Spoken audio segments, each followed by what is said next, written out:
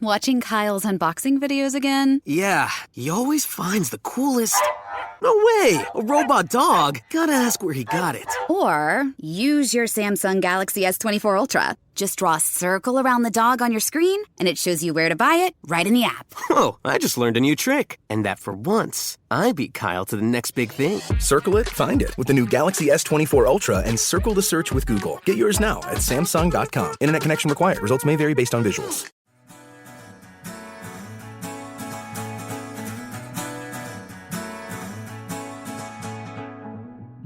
I'm going to be a good friend. I'm going to talk about something positive. And by the way, something positive doesn't mean talking about you. Job number 1, you need to teach your partner what your needs are. Your second job is to discover what your partner's needs are. So I hope you've done what you need to do. And if you haven't, it's not too late.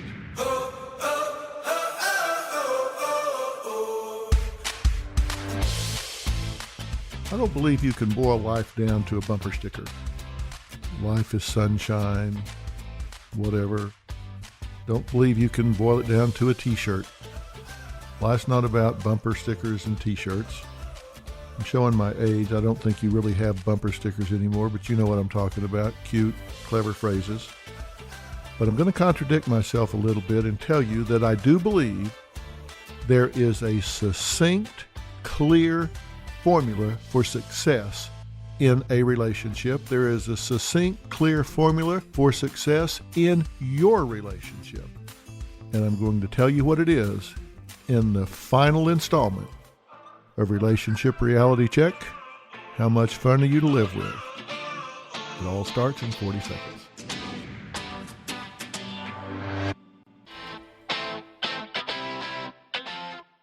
Well, we've been taking a journey talking about relationships, and if we look back over the journey, you remember I started out by talking about the relationship you have with yourself.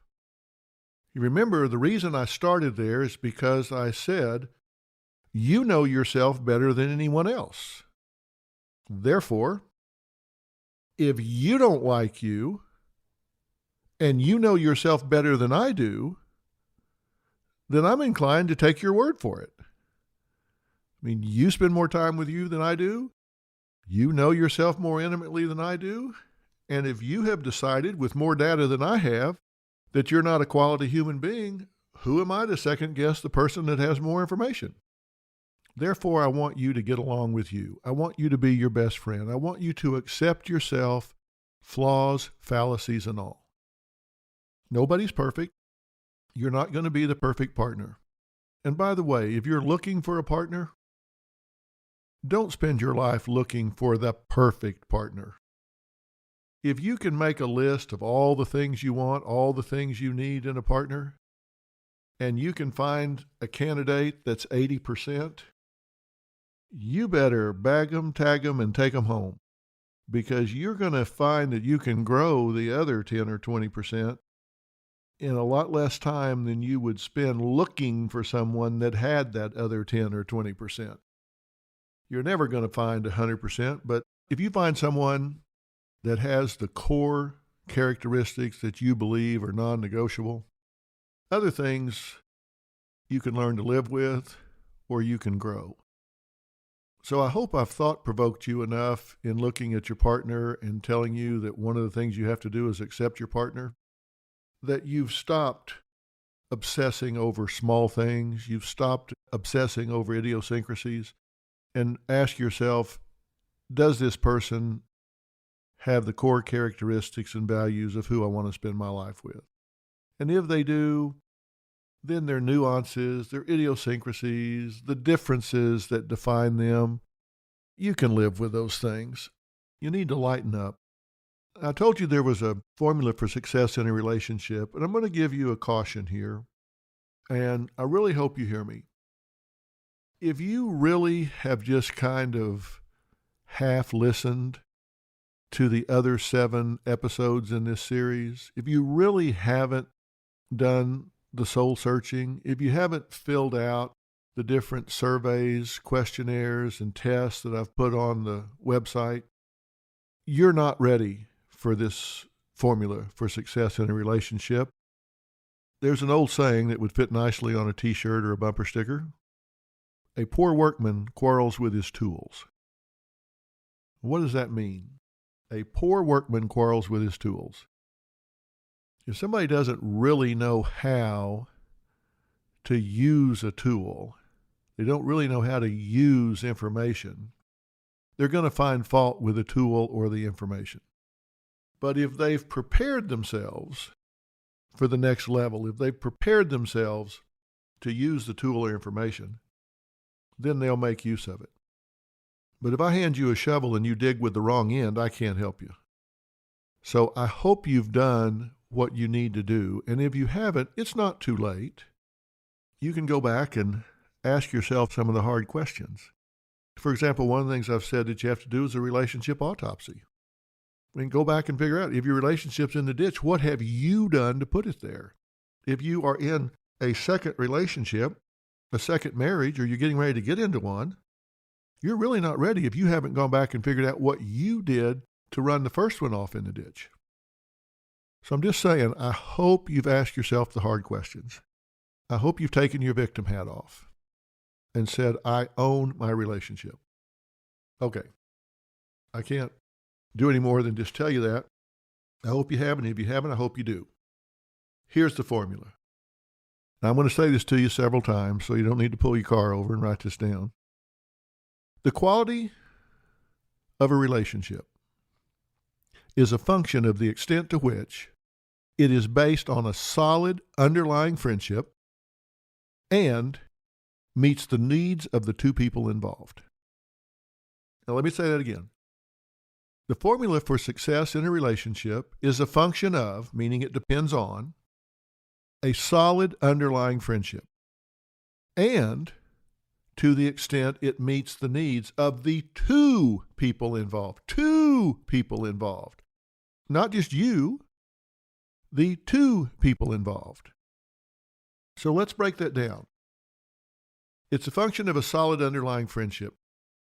In episode 7, we talked about you have to have a good friendship to have a good relationship. And I talked about the fact that you'll invest more with people that you just socially know than you will sometimes invest with people with whom you have an intimate relationship.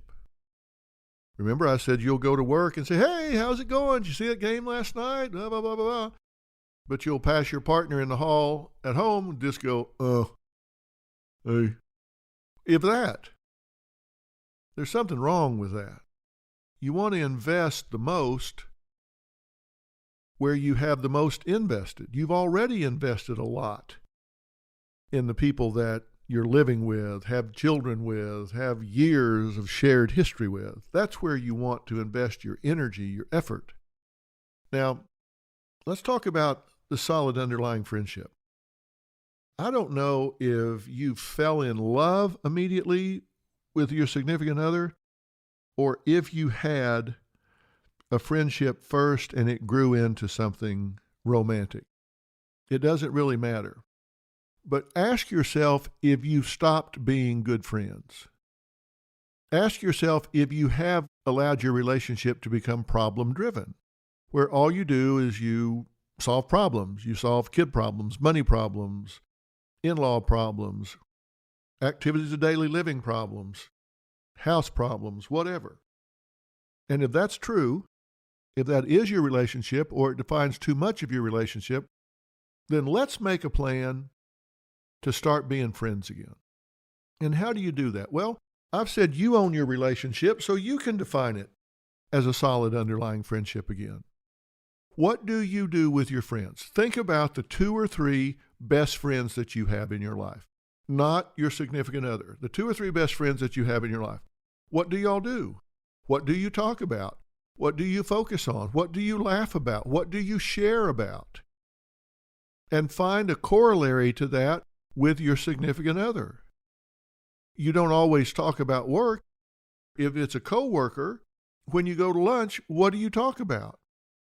Do you talk about something that you read in the paper? You talk about a TV show last night? Do you talk about fun things that aren't task-oriented? If all you ever deal with in your relationship are problems, then you have a problem relationship. Think about that. If all you ever deal with in your relationship are problems, then you have a problem relationship. And if the person that you are always solving problems with is your significant other, you're not going to want to see them come through the door because you know here comes trouble. Here comes problems. You associate them with problems. You don't associate them with laughter. You don't associate them with joy. It's like the Grim Reaper coming through the door. You know this is just somebody that I associate with problems. You know, there's a statistic, a sad and tragic statistic, that partners who go through major trauma, and that can be one of them has a serious illness, or a child is lost to an illness or an accident, some tragedy like that, they typically have a very difficult time adjusting, and they have an uncommonly high divorce rate. Now, why do they have an uncommonly high divorce rate? Because they went through this problem together, and now they are a trigger for each other. Every time you look at your wife, you think about those hours at the hospital, walking in the waiting room, sitting in there, holding hands, and you think, well, that would bond you together.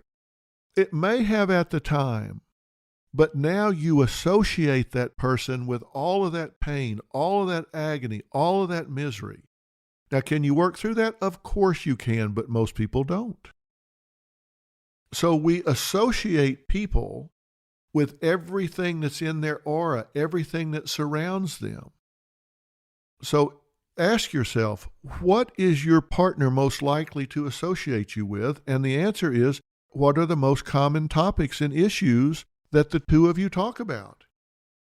Do the two of you talk about funny movies? Do the two of you talk about planning interesting adventures? Do you talk about accomplishments and achievements that you've each been able to create in your lives? Or do you talk about there's not enough money, your kid's on drugs, your mother keeps interfering? If it's problem, then they're going to associate you with a problem. What I want you to do is subtly, a step at a time, get your partner to start associating you with joy. Start associating you with fun, with safety, with peace, with tranquility, with excitement. Think of all the positive words, adjectives that you can imagine, and say, that's what I want to be associated with. It's the old joke, I'm the government and I'm here to help you.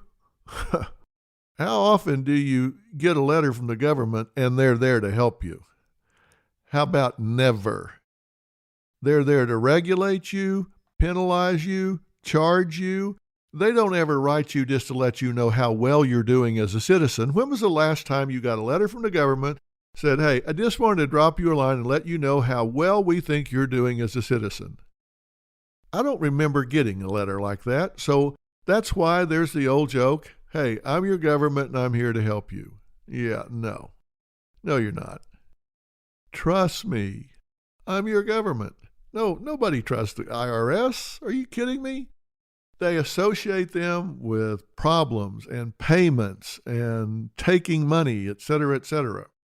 What are you associated with? And the way to do that is to sit down and say, what are the 20 most common topics we've talked about in the last month? And how many of those would you put in the fun column, the positive column, the health engendering column, the building self-esteem column, the peace and tranquility column, the hey, let me take that off of you column?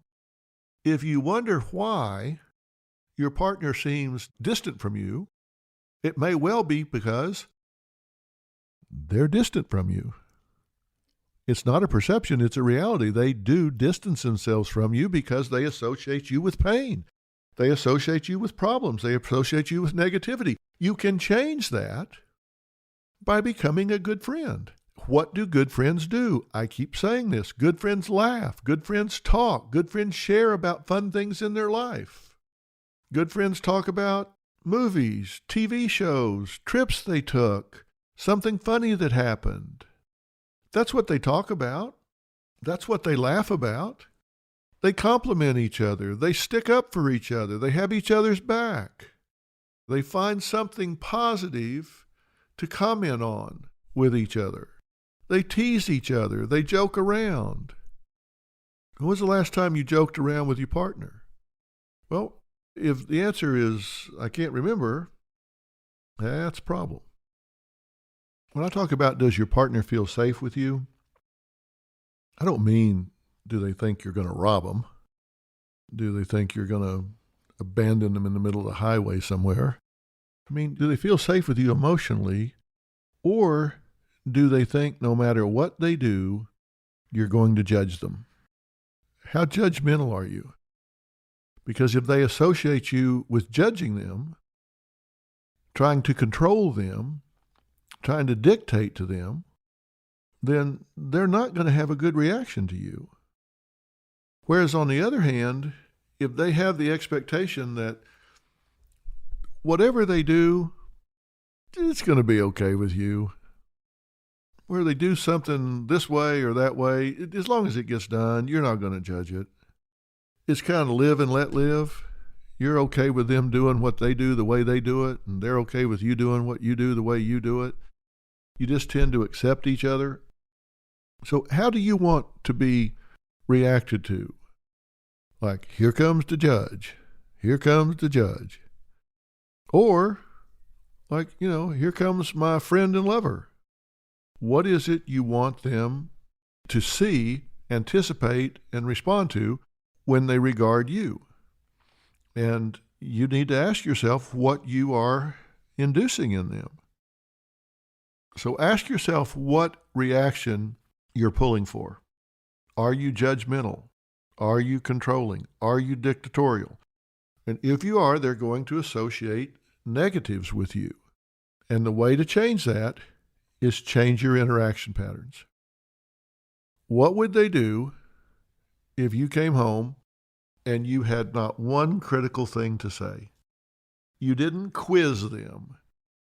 You didn't go through the Spanish Inquisition about what he or she spent money on. You didn't go through the Spanish Inquisition about why they did something this way instead of that way, why they said this to their mother instead of that to their mother. Remembering that 80% of all questions are statements in disguise, when you start asking questions, well, why did you say this to your mother? Well, why did you let him do that? Well, why did you do? Those aren't questions. Those are judgments. They are pronouncements, which is why I subtitled this series, How Much Fun Are You to Live With? If you are constantly questioning, interrogating, judging, and attempting to control, then how much fun you live with? Not much. If your partner is used to and has a knee-jerk reaction to being judged, you're not much fun to live with.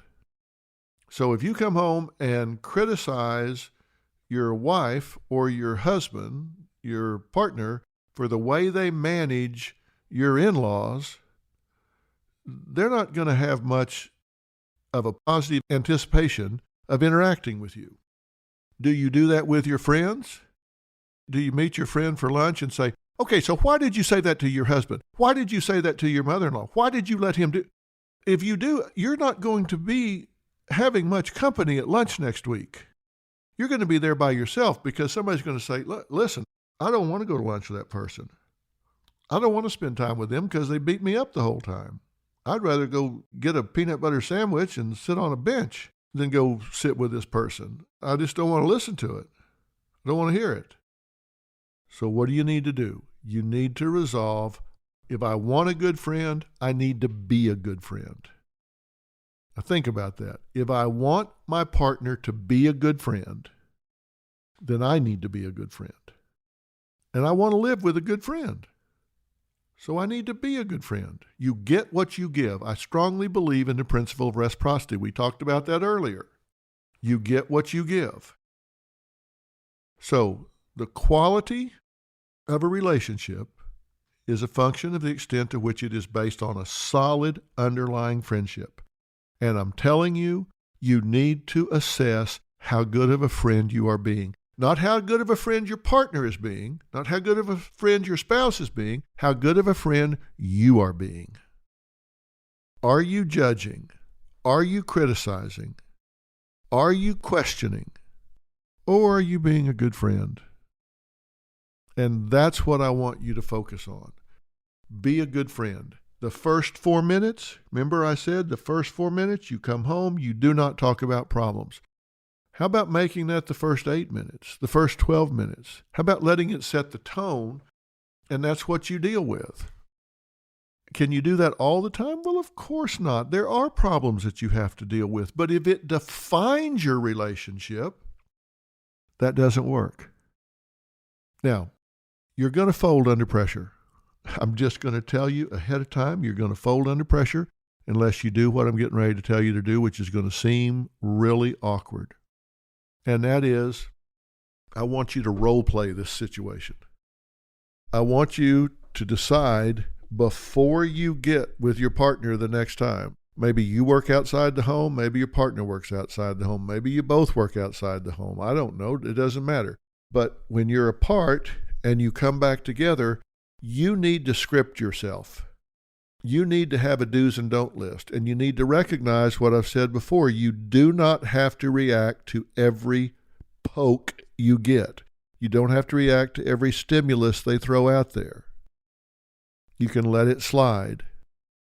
So you need to script yourself. There are 5 fun things I'm going to talk about tonight. And I will not get off topic. I will not get off script.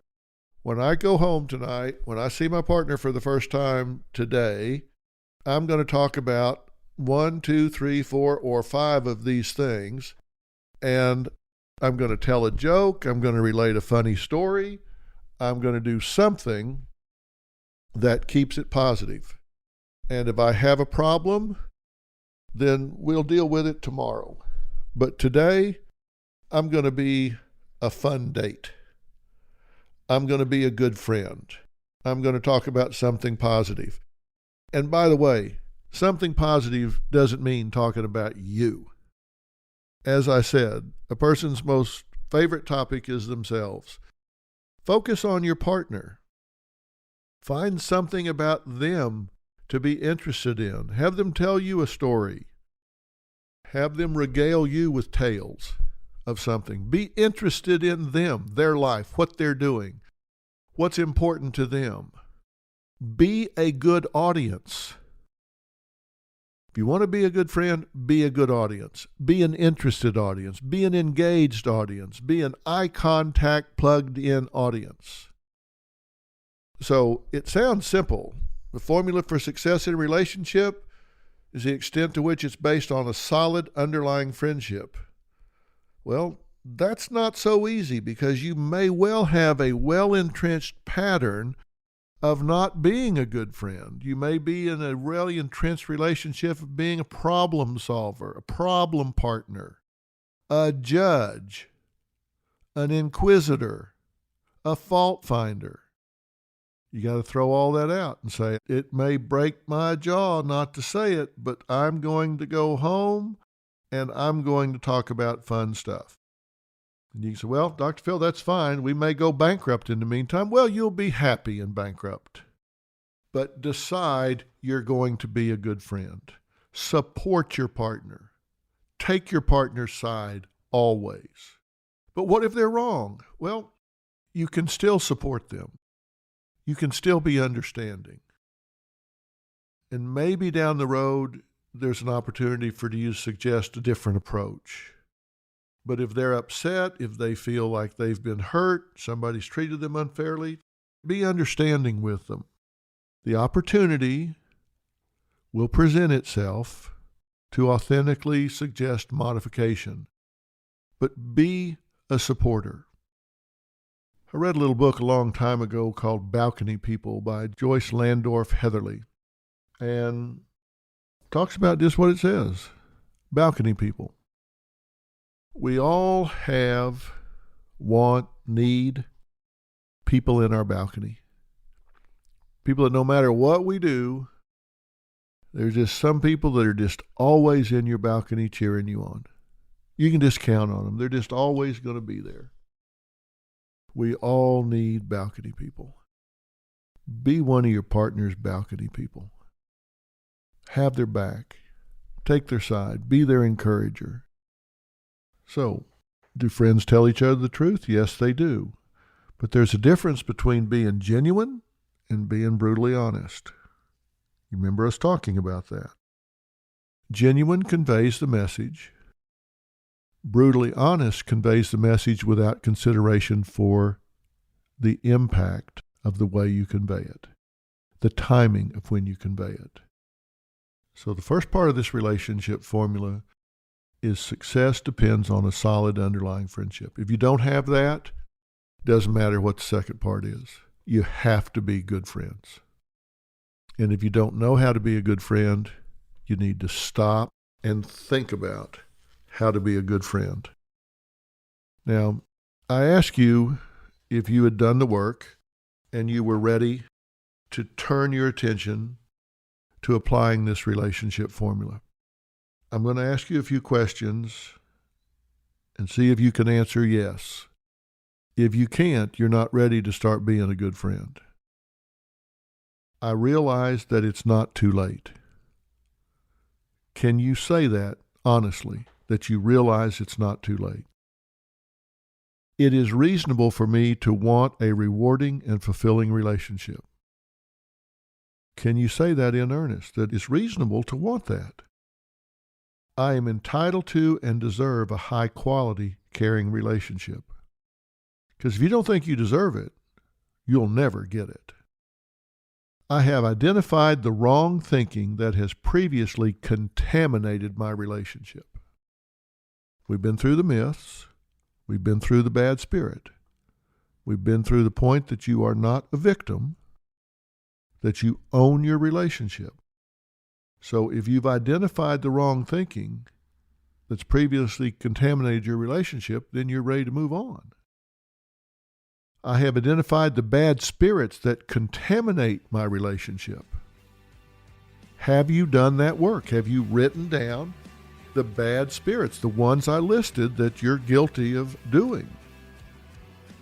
Have I embraced the personal relationship values that will configure me for success? We've talked about those things. Have you diagnosed and gotten real about the pain and problems in your relationship so that you can talk about the issues and not just the topics? And if that's true, then you're ready to move forward. I accept and acknowledge full ownership of my contribution to where this relationship is. You own it. You recognize I either elicit, maintain, or allow whatever this relationship is. And lastly, I am committed to tapping into my core of consciousness. I am actively going to choose what kind of partner I am. If you can say yes to those statements, then you're ready to embark on this formula, the first part of which is creating a solid underlying friendship. And yes, those statements will be listed on the website. And if you can't fully endorse any one of those, you're not ready to move forward. I'm Katie Maloney, I'm 37, a divorcee, and I'm out here falling in love every day with myself. And I'm Dana Cathan, 33, former needy mess, and delusional Leo, but I've never been happier. Never been happier. You know that. Good. The foundation of this podcast is for people who want to live their life unapologetically. It's a safe space for anyone who's going through a transition in their life or just dealing with the regular bullshit. It's a religion. We're not saying that we're looking to start a coven, but that might be why we started but this we're podcast. not saying that. Join our cult. Community. The coven. Religion. Okay, let's just stick with community. Listen to the podcast. Listen to the podcast. Let's turn to the second half of this formula.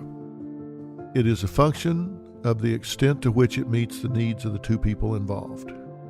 Let's talk about that because that means you have two jobs. It's a function of the extent to which it meets the needs of the two people involved. That means you have two jobs. Job number one, you need to teach your partner what your needs are. Because for this to work, it has to meet both of your needs. So you have a job. You have to teach your partner what your needs are. Number two, you have to work to discover the needs of your partner. Now think of what I just said. You have to work to teach your partner your needs, because this is not going to be a high-quality relationship if your needs aren't met, and your partner can't meet your needs if they don't know what they are. Now, it would be great if you and your partner have been going through this series together, because it means you're both listening right now, and so you're both going to undertake these two jobs, which means you're going to be running towards each other. But most likely, you're listening to this by yourself. So your partner may not actively be seeking to learn what your needs are, so you're going to have to motivate them to want to learn. But you have to give yourself permission to say, I'm entitled for my needs to be acknowledged. I'm entitled for them to be known. And you cannot teach your partner your needs if you don't know what they are. Right? What are your needs? What do you need from this relationship? Well, you need to be loved. You need to feel safe. Do you need to know that your partner's proud of you? Do you need to know that your partner trusts you, appreciates you, wants to spend time with you, is attracted to you, is turned on by you, is intrigued by you? What are your needs? So to do this, you have to recognize that needs are not weaknesses. For you to pretend that you don't need someone mentally, emotionally, physically, socially, that's just a scam. I mean, you do need them. So let's just get real about it. You need to sit down and make a list of what your needs are that your partner can fulfill. And you say, well, I need a better job. Well, unless your partner is your employer, then that's not relevant. What do you need that your partner can give you? Number one need in all people is acceptance. Now, you can put synonyms in there: success, belongingness, acceptance. But it's all that somebody likes you, wants to be with you, wants to be around you, wants to have them in their life. Yeah, okay. That's right. That's a need. Is it important to you that you know that your partner is proud of you and what you do, who you are, what you've achieved and accomplished, the work you do, the person you are, the things you believe in, the pursuits that you undertake? What are your needs? Do you need quiet time? Do you need alone time? What is it you need? It's important that you can articulate those things to your partner so they don't have to read your mind. Why should they have to guess at what you need? They shouldn't. They may see things in you need that you don't realize. That's great. But you at least need to be in touch with what you believe you need and communicate those things to your partner. Your second job is to discover what your partner's needs are. What's important to them? And a lot of this will depend on what their history has been. Robin and I both grew up with alcoholic fathers. As stereotypic as it may sound, there is a dynamic for kids that grow up with alcoholic fathers. They do become very independent and self-reliant. So they do tend to do things alone because they have a fear of depending on other people because they have a history of being disappointed and let down. So if you have a partner that has been abandoned by a parent, abused by a parent, if you have a partner that was sexually molested, know what their vulnerabilities are, know what their hot buttons are, know what they need to soothe those wounds. If they were from a big family and they had to fight for attention, they had to fight for their place in the world. I married Robin, as you all know, and she was from a family of 5 children, 4 girls and 1 boy, and she was the youngest girl from a very low-income family. And her mother was really good at sewing. Now, what does that mean? Well, it means that they never got store-bought clothes. All their clothes were made by their mother. What does it also mean? She was the youngest. So that means almost everything she got was a hand-me-down from an older sister. So she never got any new clothes. She never got store-bought clothes. And to complicate it further, she's a twin. So that means she had to share everything with a twin. So she's the youngest of 4 girls and a twin. So it was like everything was half. And to make it worse, her birthday's 3 days after Christmas. So it's like you go through Christmas and then 3 days later it's your birthday, and it's like, we're kind of burned out on giving gifts here. We did everything we could at Christmas, so at Christmas time they'd say that last present, just save that one for 3 days. That'll be your birthday present. It's like, come on. So you grow up your whole life, the youngest of 4 girls, all your clothes are hand-me-downs, all your clothes are homemade, you share everything with your twin, and then your birthday's 3 days after Christmas. It's like, come on, give me a break here. Now, if you know Robin and you've seen her wardrobe, you know she's been playing catch up for a long time and she's doing a hell of a job at it. But that's important to her. I know that. So I never complain about it. That's important to her. It's more important to her than it is to me. You give me some tennis shorts, a t-shirt, and some tennis shoes with some rubber on them, I'm good to go. That wasn't important to me. But it's not matter that it's important to me. It's important to her. I need to know her needs. And you need to really focus on whether it's important to your partner or whether it's important to you. Think about it. You're laying in bed at night and you have a little 5-year-old child that comes wakes you up, says, Mommy, I'm thirsty. And you say, well, I'm not. Go back to bed. Well, you'd never do that. You would say, you're not getting a drink because I'm not thirsty. You'd get them a drink because they're thirsty. Well, I can't say to my wife, don't go buy clothes because they're not important to me. It's not important to me to go buy clothes, so you shouldn't. That's ridiculous. She places a value on looking nice and presenting well and having a nice wardrobe. That's important to her. So I'm not going to say, well, don't do that because it's not important to me. And it is important to me that she looks nice. I love that about her. I love her sense of style and all. But my point is, I recognize her need, where she was in the birth order, youngest of 4 girls, sharing with a twin, blah, blah, blah, blah, blah. Learn your partner's needs. Be sensitive, even if they don't know how to articulate it. And if they've been through trauma, they've been through tragedy of some sort, it doesn't take Einstein to figure out that they have vulnerabilities there. Learn their needs. A real important point I'm making to you here is don't judge your partner's needs when you discover them. The worst thing in the world you can do is get your partner to open up to you and make disclosures about their intimate needs for you to then say, well, that's just silly. Don't judge your partner's needs, your partner's disclosures. Work to discover them. Look at their history. You make some inferences. Validate those inferences with them.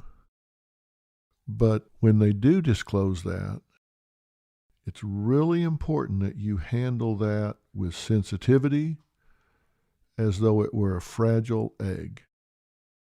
There are certain things that your partner may tell you they need, that they may need from you, that you may think they're just wrong, that they already have that. They don't need that. They're just wrong. That's not how you feel. That's not what you do. Da, da, da, da, da, da. No, that's not the time, the place to do that. You got to decide, you want to be right or you want to be happy. When they disclose something to you, you need to be a real good steward of that information. And let me tell you the biggest mistake you can ever make in your relationship. If your partner discloses something to you in this process I'm talking about with regard to discovering needs and them sharing with you, telling you what they need, what's important to them, based on their vulnerabilities or maybe based on wounds that they've carried throughout their life. If you ever violate that by bringing it up in an argument later and throwing it up in their face, like they've entrusted to you that they feel particularly hypersensitive because they were molested as a child, and later you say, well, I guess that's just because you were molested. Just stop your sentence, go pack your bags, load your car, and move your happy ass down the road, because there ain't no coming back from that. When someone takes the risk of entrusting you with their truth, vulnerabilities, needs, pain, and you then use that to leverage them later in an argument, that is a violation of the worst order. And I can tell you, I've seen it happen, and there was no coming back from it. It is a violation of trust. It's like, I want to know your needs because I want to meet them, and they tell you that, and then you used it against them.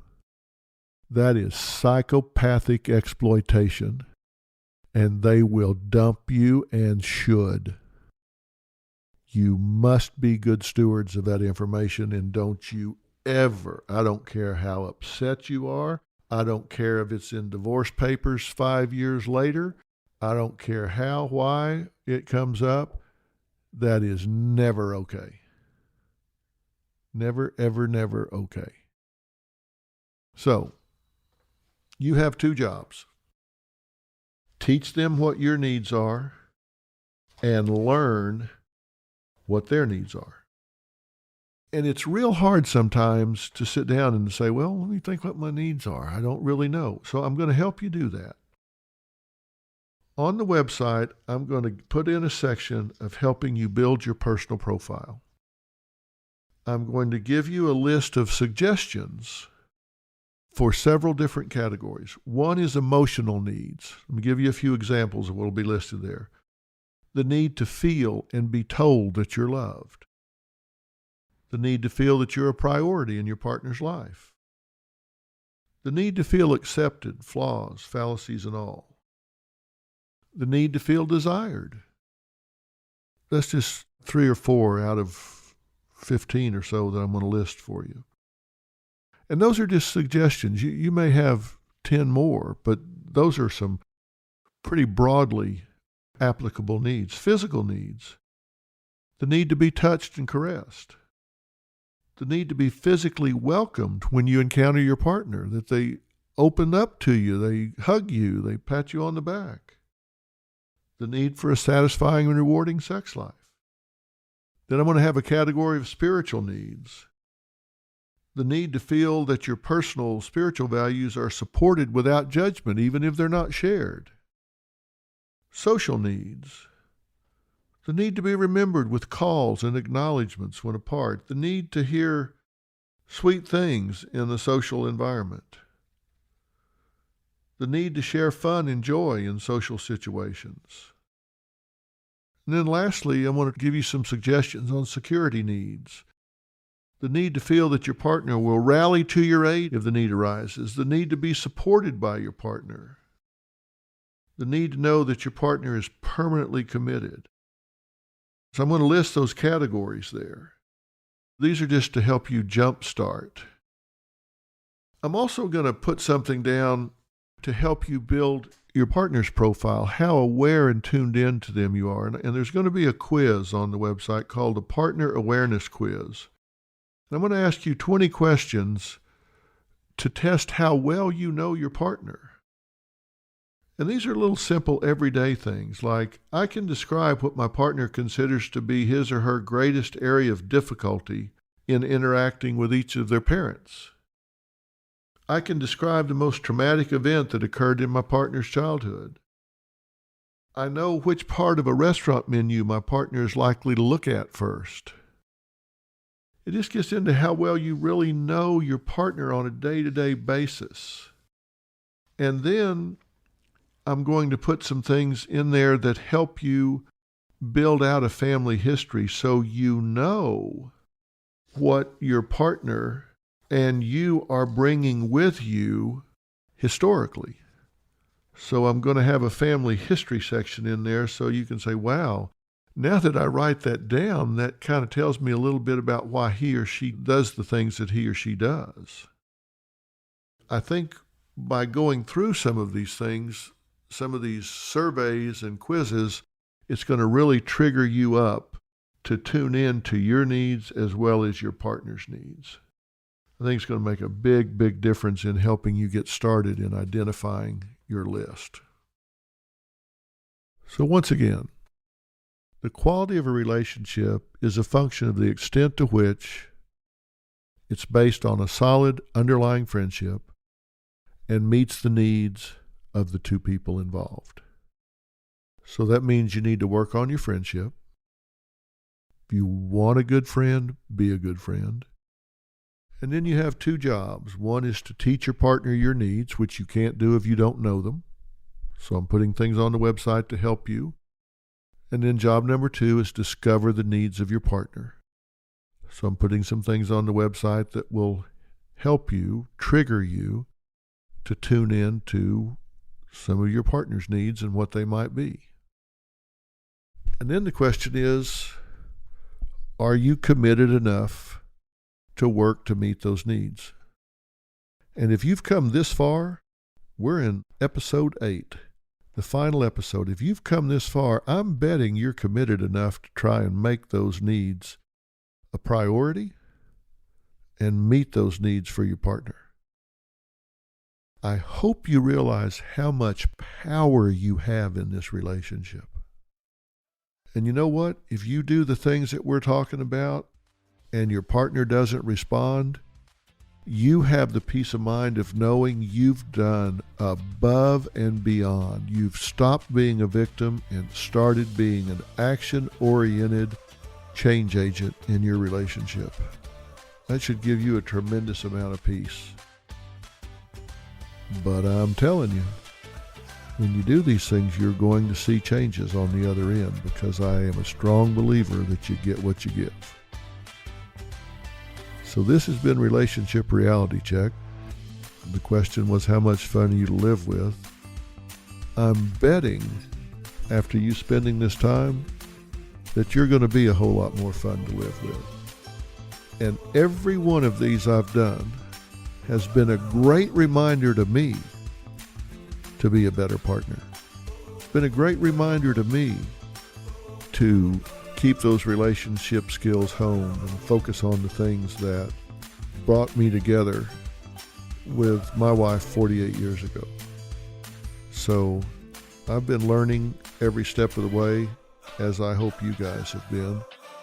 And I hope this series has been of value, and I hope you'll recommend it to a lot of other people to listen to as well. And this is something you can come back to and listen to parts and pieces of it as you need. Relationships are managed, they're not cured. And management is active and ongoing.